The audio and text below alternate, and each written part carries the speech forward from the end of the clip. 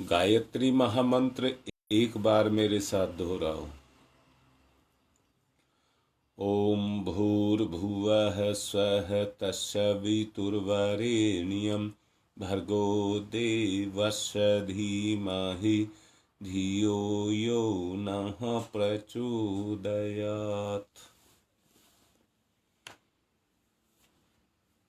बात उपासना की चल रही है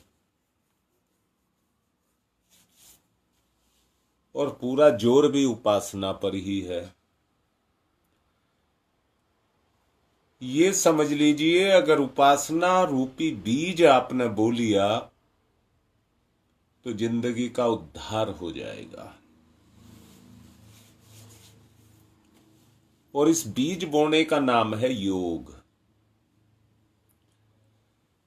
इस बीज बोने का नाम है योग।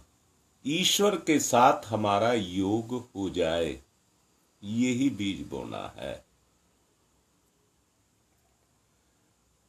बार बार कहा जा रहा है, योग का अर्थ है जोड़ना।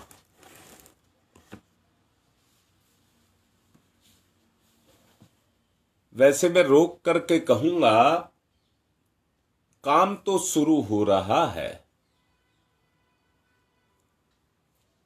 क्योंकि अंकुर फूटने लग गए हैं। गंगा विहार से ललिता आज जो लिख रही थी, अगर उसने उसे अपने अनुभव से लिखा है तो वो सत्य है।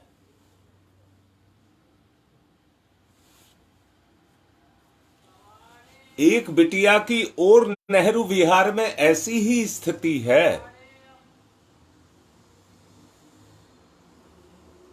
जब ये जगह जगह से भाव फूट करके आएगा तो योग होना शुरू हो जाएगा।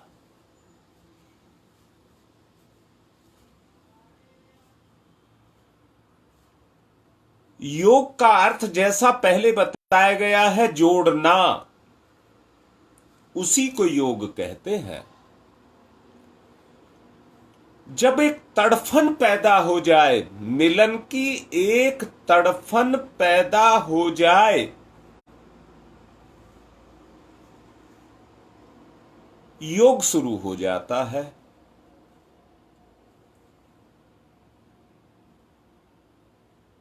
आत्मा और परमात्मा में एकता को स्थापित करने का उद्देश्य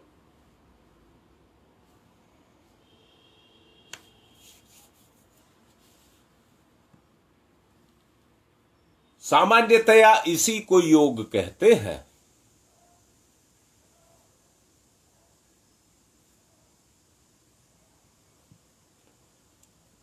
अब ये योग हो क्यों नहीं रहा?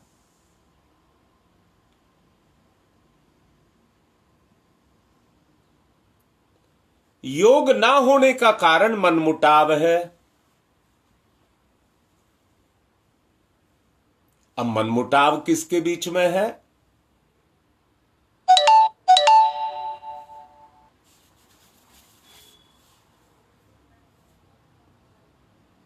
ये जो भेद है,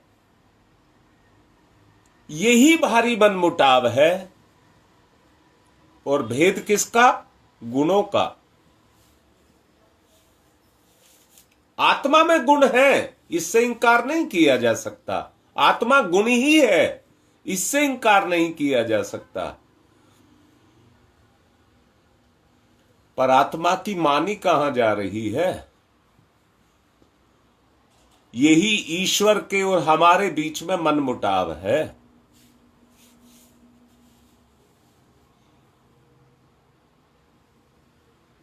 इस मनमुटाव को हमें दूर करना होगा, मतभेद को दूर करना होगा। आप भी एक दूसरे से अपेक्षा करते होंगे। अगर आदमी की उपेक्षा हो रही है तो उसका एक ही कारण है,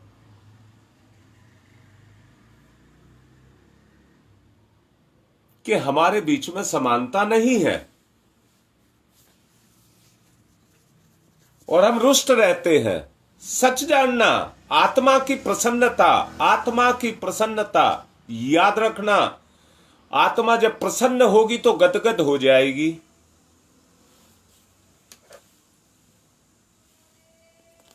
अगर वो गदगदता आपके अंदर प्रकट होने लग जाए तो समझना आत्मा प्रसन्न हो गई। ईश्वर चाहता है मनुष्य जीवन के अनुरूप अनुपम अनुदान का जो श्रेष्ठतम अवसर मनुष्य के जीवन के रूप में हमको मिला है, उसका लाभ उठाकर हम पूर्णता, महानता को प्राप्त करें।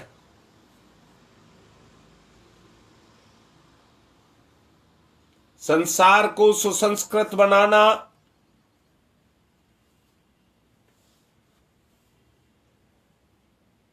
इसके लिए मनुष्य अपने आचरण को ठीक करे। संसार को ठीक बनाने के लिए मनुष्य अपने आचरण को ठीक करे।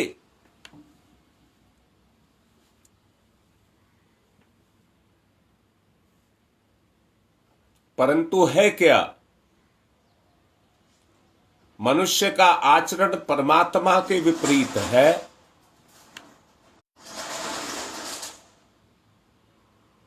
यही आत्मा और परमात्मा के बीच में दूरी, भेद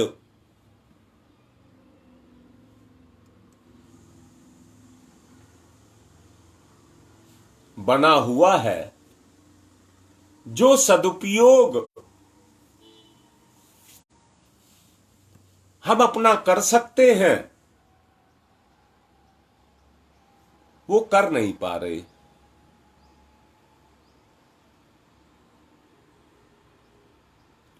संसार को सुसंस्कृत बनाना है, उसके लिए आपको कुछ करने की आवश्यकता नहीं है, वो तो ईश्वर ने बना करके रखा है। अगर आप अपने आप को सुसंस्कृत बनाते हैं तो संसार अपने आप बन जाएगा। यही ईश्वर के साथ हमारी साझेदारी है।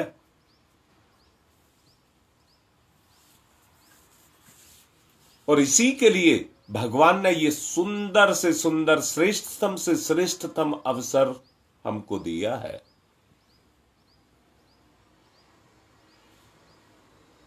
और इसी अवसर का लाभ उठा करके हम पूर्णता को प्राप्त कर सकते हैं।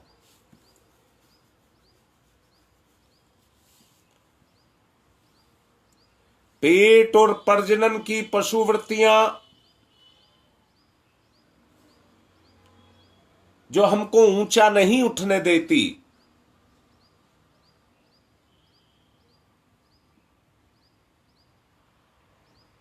अपने ही दायरे में हमको लिपटा करके रखती हैं,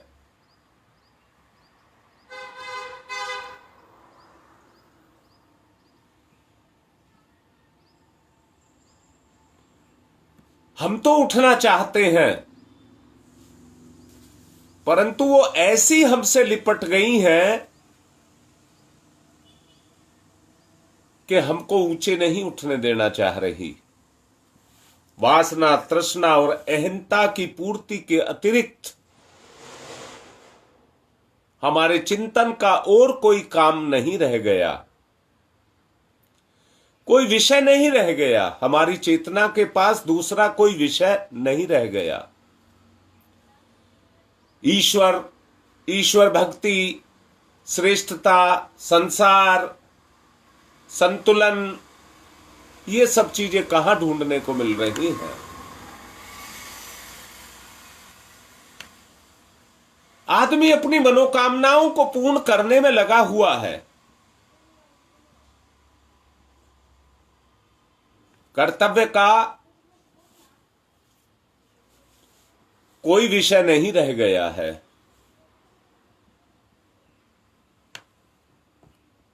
कर्तव्य का कोई विषय नहीं रह गया है।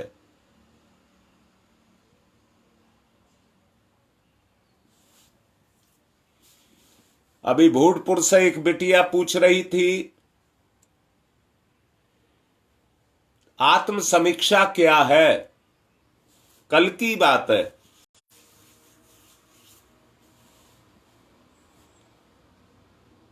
अगर आपका कर्तव्य जगता है, ईश्वर के प्रति मेरा क्या कर्तव्य है, अगर वो कर्तव्य जगता है, वो भावना जगती है,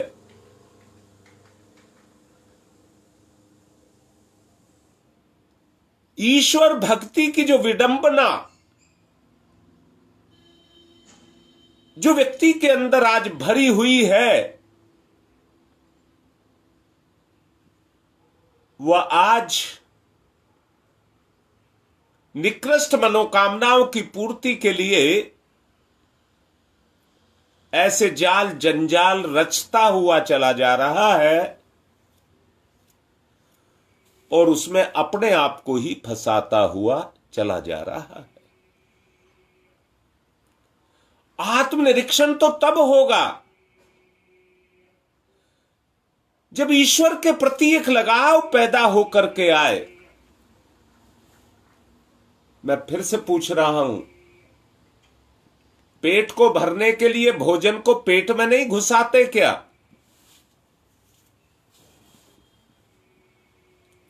पेट को भरने के लिए भोजन, पानी, वायु को पेट में घुसाना पड़ता है।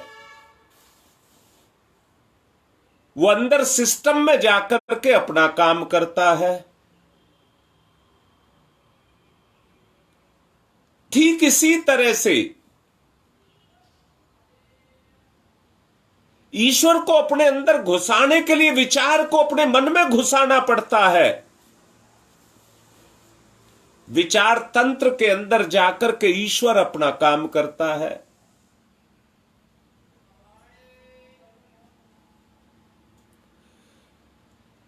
जब ईश्वर अपना काम करता है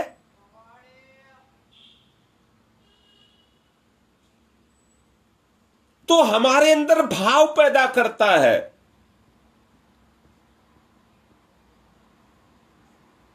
ठंडक होने पर, जोर की कड़ाके की जब ठंडक पड़ रही होती है तो आदमी का मन करता है आग में घुस जाए या आग को अपने अंदर घुसा ले।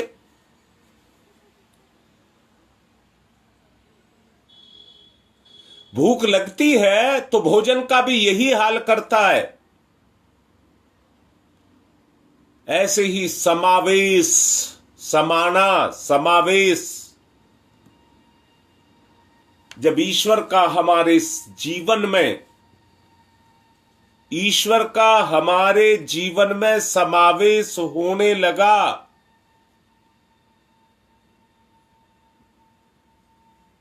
तो समझना वो तभी होगा जब आत्म समीक्षा करना आप पर आ जाएगा।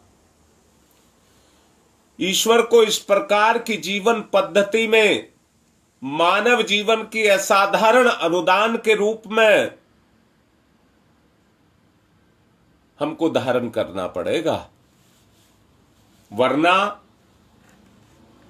हम ईश्वर की अवमानना कर रहे हैं, अवमानना कर रहे हैं।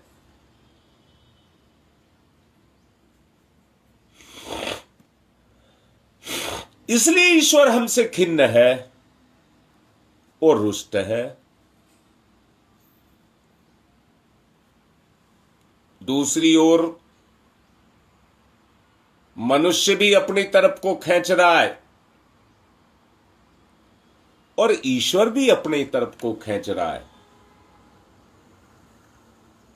दोनों के बीच में कसमकस चल रही है। अब ताकत किसकी ज्यादा है तोल करके देख लेना। आत्मिक क्षेत्र में ईश्वर कुछ नहीं कर सकता, वो तो सब कुछ कर चुका है। इसलिए ताकत हमारी ज्यादा है। हम खींचे फिर रहे हैं, खैच खचेड़ हो रही है हमारे बीच में। असीम ताकत ईश्वर के पास है,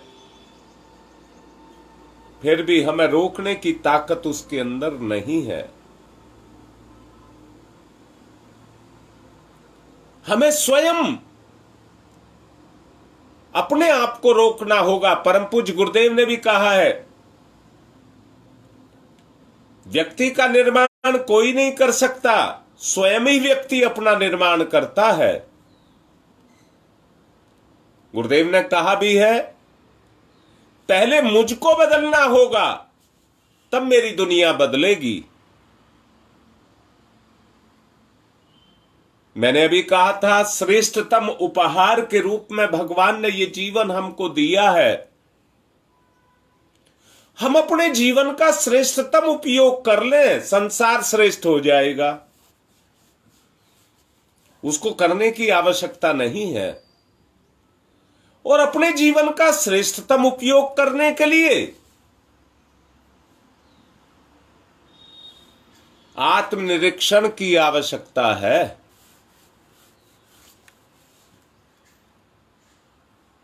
ईश्वर अभीष्ट मात्रा में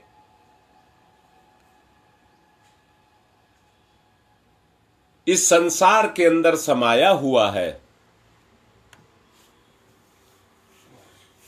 उसने कोई कमी नहीं छोड़ी है। ईश्वर के दो महान गुण हैं, सर्वव्यापी और न्यायकारी।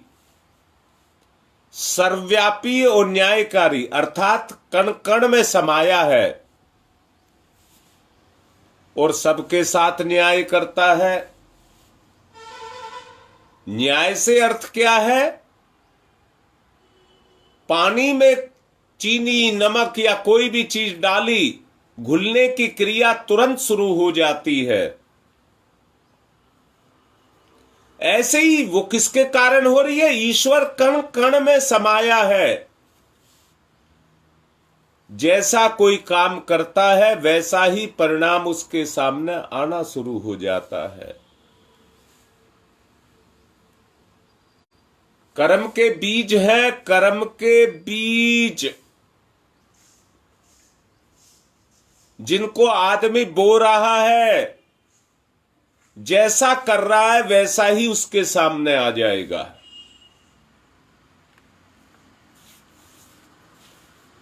व्यक्ति अभाव को महसूस कर रहा है,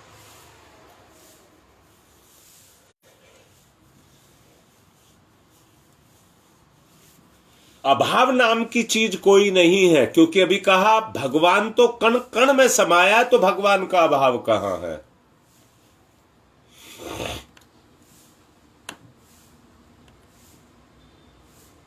परंतु सदुपयोग की जरूरत है। कमी सदुपयोग की है, अभाव की नहीं।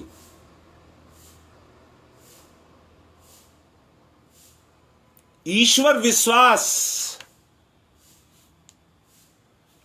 जिसमें पैदा हो गया, उसमें ईश्वर पैदा हो गया। आवश्यकता उस विश्वास की है। दोबारा से कह रहा हूं, जो छुपा हुआ है प्रकाश में दिखता है। जो छुपा हुआ है वो प्रकाश में दिखता है। आत्म प्रकाश जैसे ही जगेगा, आपको भी दिखना शुरू हो जाएगा। व्यक्ति अपने स्वार्थ में, भोग विलास में, अहंकार में खोया हुआ है। सच को देखो, पहचानो। अपनी भूख, अपनी पीड़ा, अपना दुख, अपनी आवश्यकता, अपनी इच्छा कौन नहीं पूरा करना चाहता? बस यही स्वार्थ है। मेरी इच्छा पूरी हो, मेरी इच्छा पूरी हो, यही स्वार्थ है।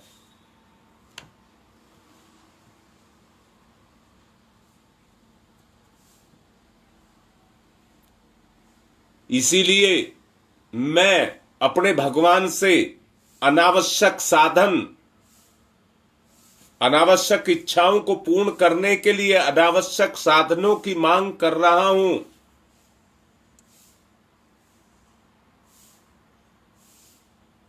जो संभव नहीं है। अनावश्यक इसलिए भी कहा है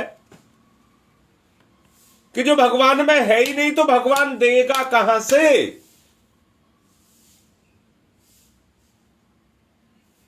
भगवान तो कण कण में समाया है। हम उसकी शक्ति को बदल करके, देवत्व वाली शक्ति को बदल करके असुरता का प्रयोग कर लेते हैं।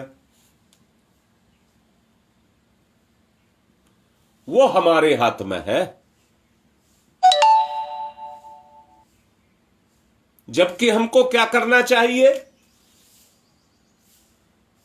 असुरता को मिटा करके देवत्व को जागृत करना चाहिए।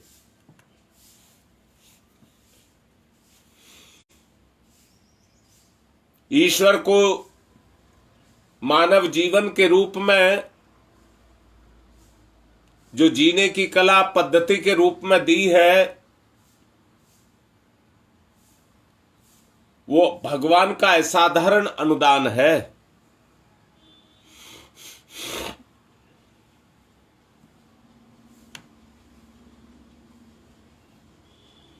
व्यक्ति खिन्न और रुष्ट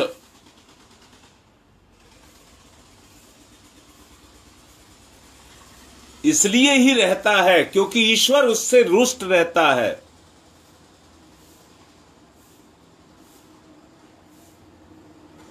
ईश्वर को संतुष्ट करने के लिए हमें अपनी अंतर आत्मा को संतुष्ट करना होगा।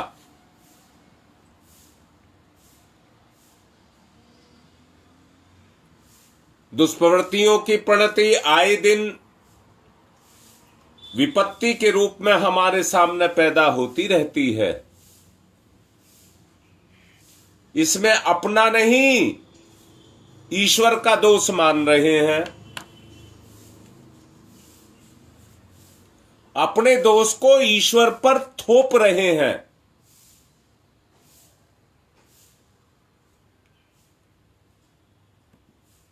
गुप्ता जी लिख रहे हैं, भूख को पहचानो। और भूख किसकी?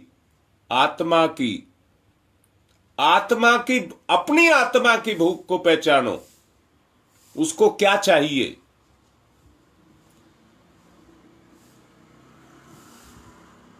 ये एक ही दोष उस पर आएगी, एक ही स्तर पर होगी।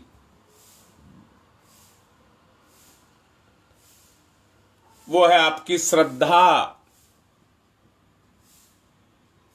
आपका ईश्वर के साथ जुड़ाव कैसा है? फिर दोबारा से कह रहा हूं, ईश्वर में लोभ, मोह, दोष, दुर्गुण ये नहीं है। अगर इनकी पूर्ति आप ईश्वर से करना चाहते तो जब उसमें है ही नहीं तो पूर्ति कहां से करेगा? जो ईश्वर में है उसी को पाने की इच्छा रखें और उस इच्छा की पूर्ति के लिए, ईश्वर के साथ जुड़ने के लिए श्रद्धा का इस्तेमाल आपको करना पड़ेगा। ईश्वर के साथ जो जुड़ा जा सकता है वो श्रद्धा से ही जुड़ा जा सकता है। सच को देखिए, श्रद्धा के प्रति हमारी उपेक्षा बनी रहती है। किसी का प्रेम, किसी से प्रेम ये घाटे का सौदा नहीं है। इस असहयोग के कारण मनुष्य घाटे में रहता है।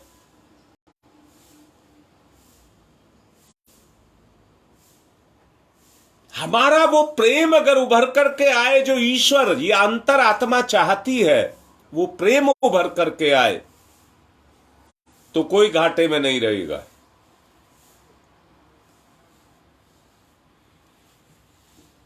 हम क्या है?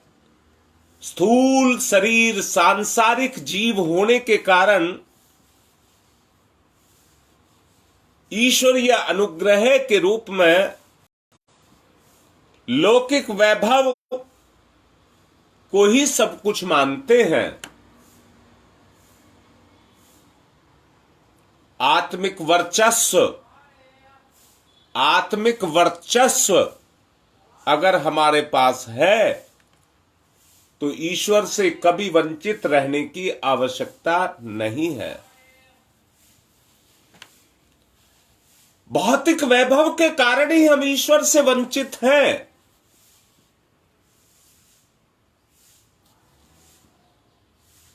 मैंने कहा, विचार ना मिलने के कारण दो मित्र अलग अलग हो जाते हैं। ईश्वर और मेरी स्थिति भी ठीक इसी तरह की बनी हुई है। इस असमंजस से भरी हुई स्थिति से हटने का उपाय केवल योग है। केवल योग है। और योग माने वो चाहा, वो इच्छा अंदर से फूट करके निकले। जैसे मैंने कहा, सर्दी में आग में समाना। आज स्वार्थ की सर्दी पड़ रही है। त्याग का, पुण्य का अग्नि जलानी पड़ेगी। अर्थात स्वार्थ को, लोभ को, मोह को, भोग को, इन्हें हमें आत्मिक अग्नि में डालना पड़ेगा, जलाना पड़ेगा। आग जलेगी, ईंधन जलेगा।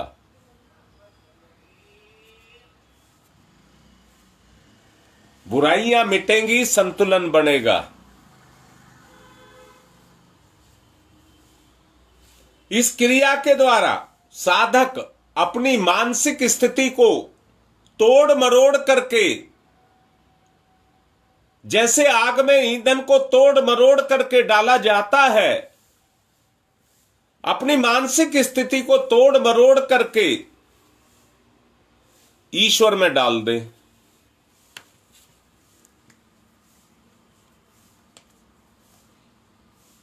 और ईश्वर के निर्देशों के अनुरूप ढलने और चलने की प्रेरणा को ग्रहण करे। अंदर से ग्रहण करे, अंदर ही अंदर ग्रहण करे। दोनों की दिशा धारा एक हो जाने से परस्पर घनिष्ठता पैदा हो जाएगी।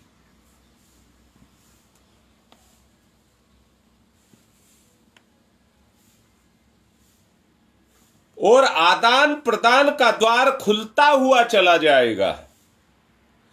जीव और ब्रह्म की जो आकांक्षाएं हैं वो एक हो जाएंगी। उनके बीच में एक तालमेल बैठ जाएगा। शाबाश धर्मेंद्र बेटा, काम कर रही है तेरे पे भी शक्ति बेटा। शाबाश, उभर करके आओ बेटा, यही योग है। परंतु यहां मैं फिर से कह रहा हूं बेटा, यहां समझा रहा हूं आपको, अगर आप कामी हैं तो पत्नी से प्रेम तो करेंगे, परंतु वो प्रेम पवित्र प्रेम नहीं हो पाएगा। आप माता या पिता हैं, बच्चे से प्यार तो करेंगे, परंतु वो प्रेम मोहवश नहीं निकलेगा, मोह आ जाएगा। अगर वो परमात्मा रूपी प्रेम आपके अंदर पैदा हो जाए तो पति पत्नी बच्चे क्या, संपूर्ण संसार को समेटने की प्रेम भरी भावना आपके अंदर पैदा हो जाए। जैसे अपने बच्चे अपने दिखाई देते हैं, लाडले बेटा, ऐसे सारी दुनिया तुम्हें अपनी दिखाई देने लग जाएगी। भेद मिटेंगे तो योग पैदा होंगे।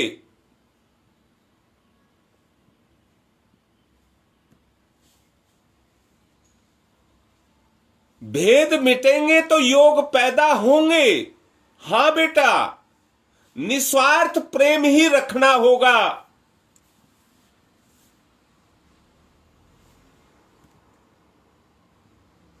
जीव और ब्रह्म की आकांक्षाओं को समझना होगा।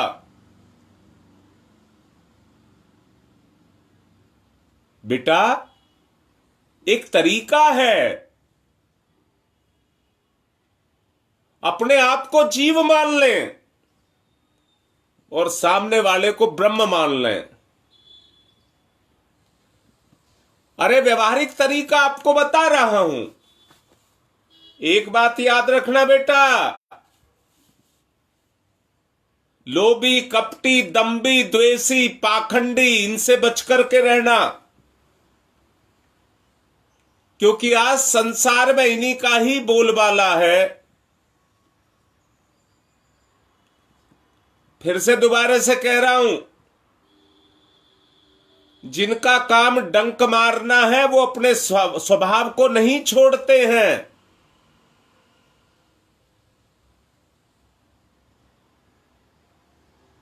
इसलिए बेटा, कहीं गलत जगह पर जाकर के अपने उस आत्मिक प्रेम को देकर के धोखा मत खा जाना।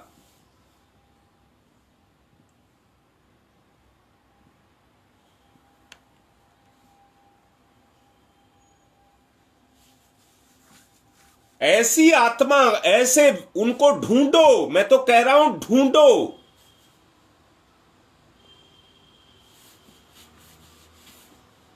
जिससे आप निस्वार्थ प्रेम कर सकें, ब्रह्म के समतुल्य जिनको आप मान सकें, अपने जीव के भावों को जिनमें आप बो सकें, अपने आपे को जिसमें आप समा सकें, अपने आप को जिसमें आप समा सकें, उसको ढूंढिए। आप जिसमें समा गए, उसका समावेश होने के बाद परिवर्तन हो जाएगा।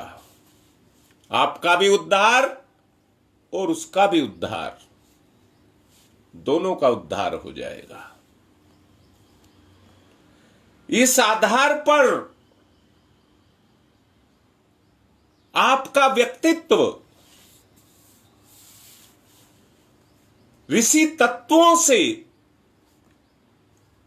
देवत्व की मात्रा से दिन दिन बढ़ता हुआ चला जाएगा, दिन दिन बढ़ता हुआ चला जाएगा। बेटा, मैं दोबारा से कह रहा हूं, धर्मेंद्र, जो तुमने कहा है बेटा, मैं नहीं चाहता मेरा कोई भी बच्चा भटक जाए। अच्छा बताओ, प्रकाश का पूर्ण स्रोत इस दुनिया के अंदर सूर्य है। सूर्य से प्रकाश आता है।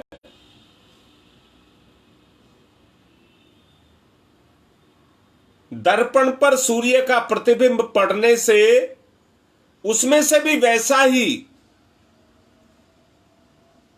प्रकाश फूट करके निकलने लग जाता है।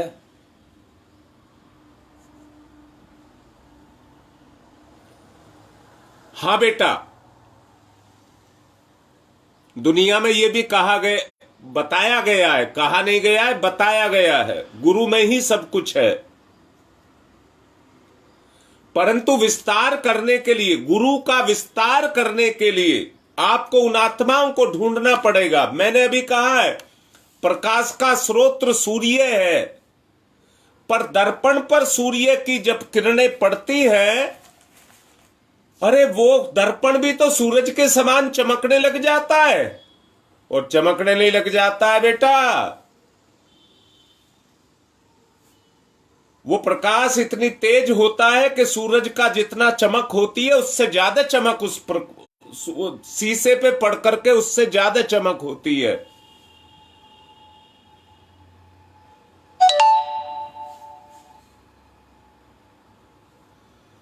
गुप्ता जी जो लिख रहे हैं सुन लीजिए, देख लीजिए उसको।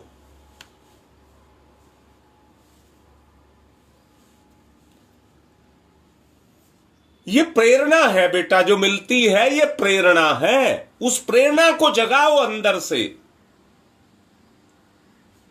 जो सामने वाले को प्रेरित कर दे।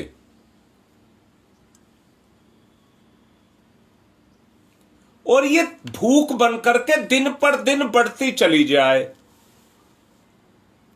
ये भूख बनकर के दिन पर दिन बढ़ती चली जाए। जैसे व्यक्ति अपने शरीर की भूख को मिटाने के लिए दिन रात मेहनत करता है, जीव की चेतना भी ईश्वर में समाने के लिए उस तरह की मेहनत को करती चली जाए।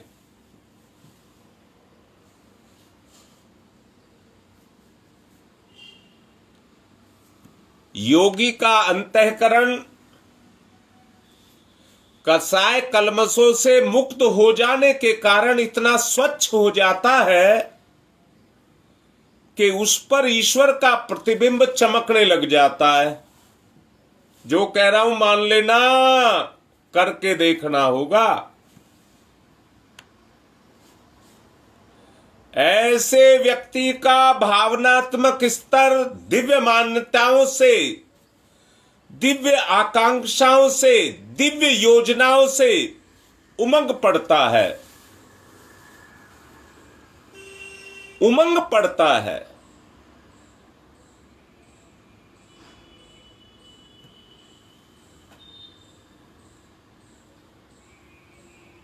कितनी संतुष्टि हुई। मेरा अपना, मेरा अपना कहने से जिसमें मैं चमकने लग जाऊं, मुझ में मेरे ही दर्शन होने लग जाएं। मुझे तो बहुत अच्छा लग रहा, शिवचंद आज हमारे बीच में फिर आ गया है। कितना अच्छा लगा।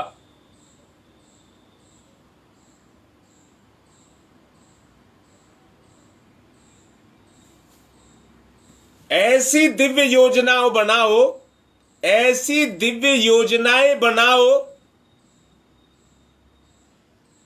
कि आपका जीवन, सरोज बिटिया ठीक लग रही है, सूरज के समान चमकने लग जाए। एक प्रकाश तो जो सूरज से आ रहा है, ये तो लौकिक प्रकाश है। आत्मा का प्रकाश प्रकट हो जाए, आत्मा प्रकट हो जाए। योगी जैसी स्थिति आपकी हो जाए, क्षमताएं, विभूतियां उच्च स्तर की हो जाए,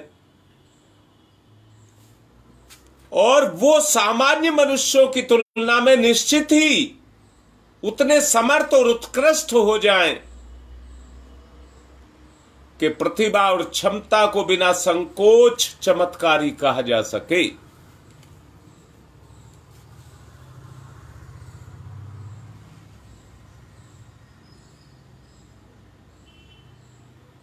बेटा, जैसे शुभम तू मेरा बेटा, ऐसे ही शिवचंद भी मेरा बेटा है।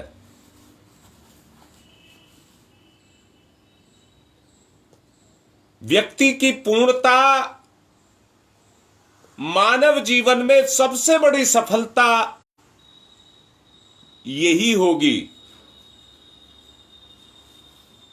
इसलिए योगियों को सिद्ध पुरुष होने का जो मान्यता मिलती है, वही सत्य है। महापुरुष, सिद्ध पुरुष, इनसे नापे जाते हैं, इनसे उनकी मान्यताएं बन करके आती हैं। याद रखना, उस स्तर पर जाकर के स्त्री पुरुष का भेद नहीं रह जाता है। ये भ्रम है, कुछ नहीं है, ये भ्रम है। स्त्री का अपना स्वरूप है और पुरुष का अपना स्वरूप है, उसमें बंध गई। ना ना ना ना ना बेटा, समा जाओ, समा जाओ, समावेश हो जाए, भेद और भ्रम भूल जाओ। अध्यात्म क्षेत्र के पुरुषार्थी हो आप, पराक्रमी हो आप,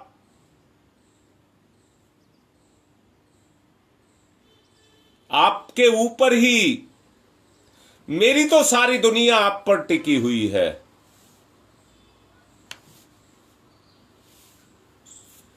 याद रखना, नर नारी का भेद अगर आपके मन में है तो आपके मन में कसाय कलमस है। दोबारा से कह रहा हूं, आंख आपकी ही है। जब नर को अगर आप नर हैं, नर को देखते हैं तो स्वभाव कैसा है, और इसी आंख से जब नारी को देखते हैं तब आप कैसे हैं, दोनों के भेद को देख लें।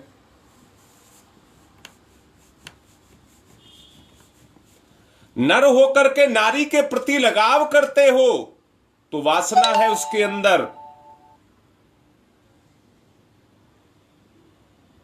उस भेद को ढूंढ ले।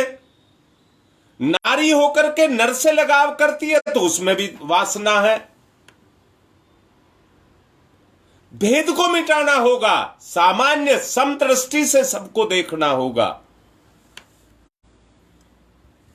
समभाव, समदृष्टि, समावेश तभी ही होगा, वरना नर नारी के भेद में फिर फंस जाओगे।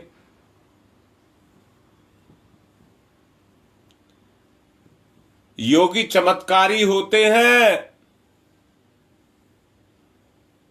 योगी चमत्कारी होते हैं। चमत्कारी से मतलब है जो कोई कुछ नहीं करके दिखाता वो चमक दिखाते हैं, उनका व्यवहार चमकता है।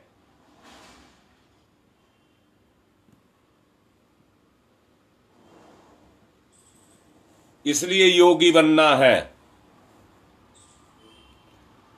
समझता हूं, अपनी बात को स्पष्ट करने के लिए मैंने प्रयास किया है। नहीं जानता कि आपको कितनी स्पष्ट हुई है, और स्पष्ट होने का मतलब व्यवहार में आ जाएगी। जिसमें स्पष्ट हो गई उसके व्यवहार में आ जाएगी। यही उपासना है, इसी से बीजारोपण होगा, और यह बीजारोपण ही योग है।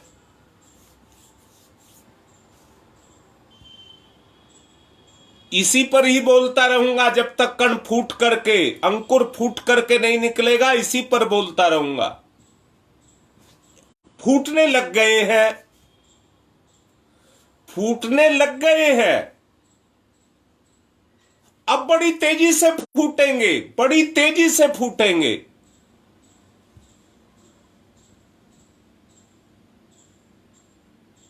हाँ बेटी, नारा लगाना बहुत आसान है, अपनी दृष्टि को बदलना आसान नहीं है। क्यों नहीं हो रहा बताता हूं बेटा। मेले ठेले जो साप्ताहिक बाजार लगते हैं, उनमें सब अपने घर की जरूरतों को पूरा करने के लिए ज्यादातर महिलाएं उनमें जाती हैं, परंतु लफंगे, मन के चंचल, प्रकृति के लड़के या पुरुष भी उसमें जाते हैं, जो अपनी कामनाओं को पूरी करने के लिए वहां बीच में जाते हैं।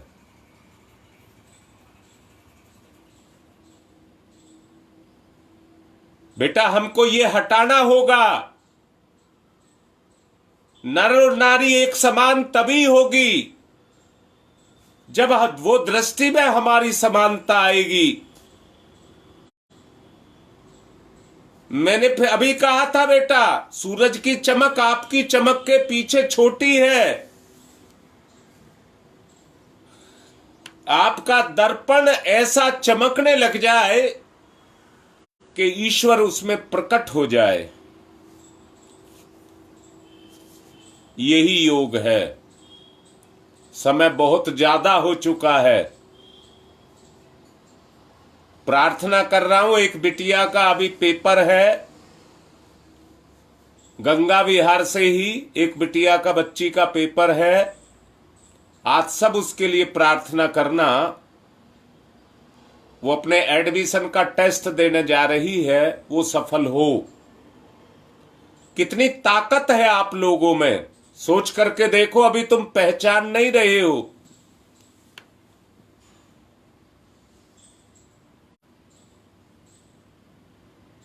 प्रार्थना करो, सब बिगड़े, अच्छे बुरे सब एक जगह इकट्ठे हो जाएं।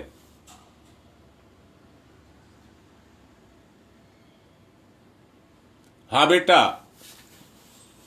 रुचि लिख रही है, लीजा का भी पेपर है, गंगा विहार से लीजा का भी पेपर है।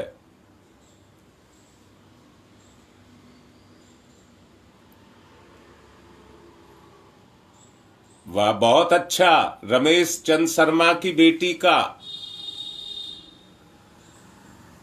मृदुला का आज जन्मदिन है। कितनी अच्छी बात है। हम सब मिलकर के उनके लिए प्रार्थना करें, जन्म सफल हो बच्चे का।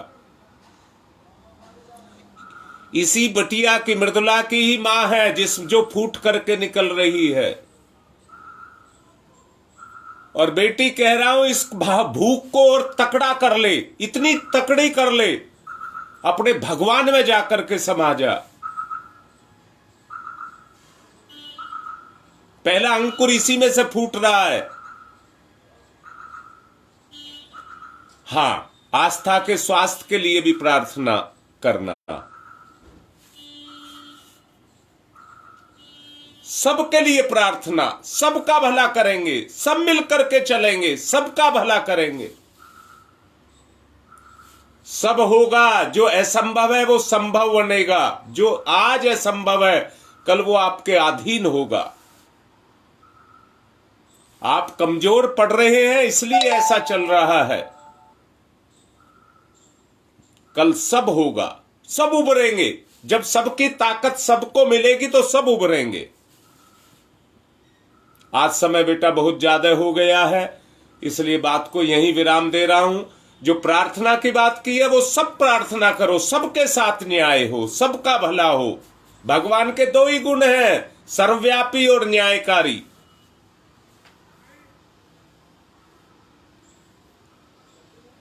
आत्मिक निवेदन कर रहा हूं,